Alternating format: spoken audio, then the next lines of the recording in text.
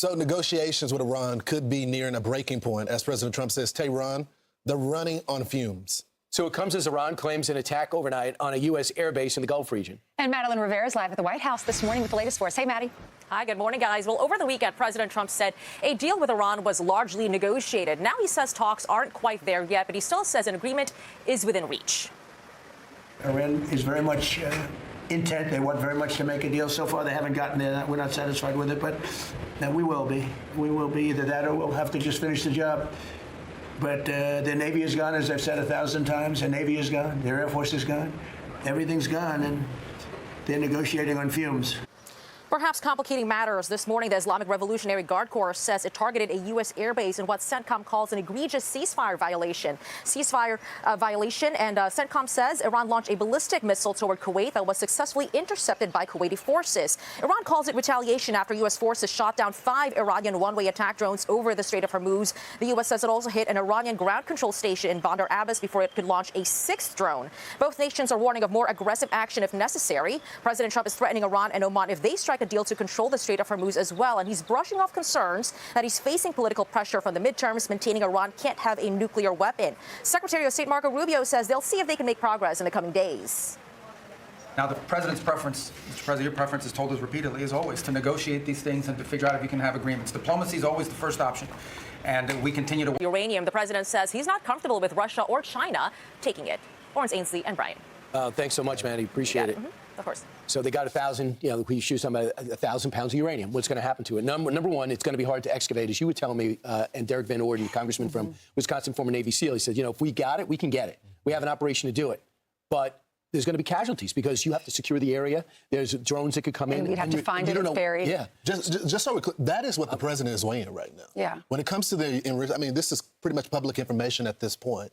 When it comes to us going out there and doing it ourselves, we may lose some guys. No, nobody wants that. That's not an easy decision as the commander-in-chief to make. Yeah. And, everyone wants to say, okay, he's caving. No, he's not caving. He's looking at every decision and dealing with it with the weight of the world on him on this. Right. Yeah. I mean, it's a tough position, but and this ceasefire is hanging on by a thread. We have to keep defending ourselves. As we've been reporting, as Maddie was just reporting, these new strikes were targeting these Iranian drone operations. They were trying to shoot a 5th drone, and we had to attack that launch pad as well. But the cabinet meeting yesterday, Trump was dismissing the Iranian state TV. You know that they lie to the people, and they are telling the people that we want to restore, that Iran is restoring the commercial shipping in the Straits, with Iran and Oman managing the traffic. We know that's not true. They're also reporting that the U.S. will withdraw military forces from the immediate vicinity. We know that's not true. The White House is saying this report can always show that map of all the ships that we have in the area. Thousands of sailors, thousands of Marines are there defending the Strait so that Iran does not control it.